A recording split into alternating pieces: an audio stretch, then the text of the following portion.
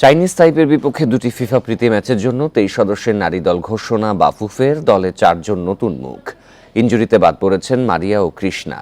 জয় পরাজয় ছাপিয়ে শক্তিশালী দলের বিপক্ষে খেলে অভিজ্ঞতা অর্জনের লক্ষ্য কোচ ও অধিনায়কের। কিংস অ্যারেনায় ম্যাচ দুটি খেলা হবে শুক্র ও সোমবার।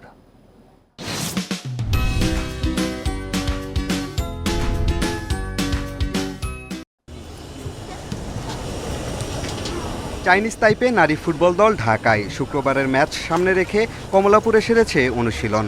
প্রথমবার বাংলাদেশে খেলার অপেক্ষায় দলটি।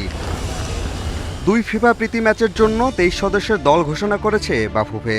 বয়সভিত্তিক দলের পর লিগে পারফরমেন্স করে নতুন কোচ পিটার বাটলারের দলে জায়গা করে নিয়েছেন ইয়ারজান, মুনকি, সাগরিকা ও প্রীতি। ইনজুরির কারণে বাদ পড়েছেন 2 অভিজ্ঞ খেলোয়াড় মারিয়া ও কৃষ্ণা।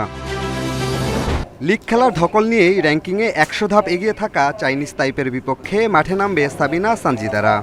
এত বড় টিমের সাথে রেজাল্ট কী হবে সেটা আল্লাহ পাক ভালোই জানেন। তবে সত্যি কথা বলতে প্লেয়াররা যখন মাঠে নামে তারা চেষ্টা করে তাদের 120% দিয়ে মাঠে খেলার। নতুন নতুন প্লেয়ার আছে, তাদেরকেও উজ্জীবিত করবে বলে আমার মনে হয়। ভবিষ্যৎ পরিকল্পনায় দলের নতুনদের ডাকা হয়েছে। সামনের সাফ চ্যাম্পিয়নশিপ ম্যাচ দুটি থেকে ওদের অভিজ্ঞতা হবে। আশা করি ভালো লড়াই হবে। অক্টোবরে সাব চ্যাম্পিয়নশিপ শিরোপা ধরে রাখার মিশন লাল সবুজের। অথচ চলতি বছরে প্রথমবার মাঠে নামার সুযোগ পাচ্ছে সাবিনারা। সাফের আগে শক্তিশালী দলের বিপক্ষে আরও বেশি ম্যাচ খেলে প্রস্তুতি সারতে চায় বাংলাদেশ। এই 4 মাসের মধ্যে এই টাইপের আরও শক্তিশালী দলগুলিকে দেশে এনে অথবা আমরা বিদেশে যেয়ে যাতে তাদের সাথে খেলতে পারি সেই ধরনের একটা অ্যারেঞ্জমেন্ট করা। কারণ আমাদের মেয়েদের এখন উচিত শক্ত শক্ত দলের সাথে খেলে তাদের এক্সপিরিয়েন্সটা গ্রো করা।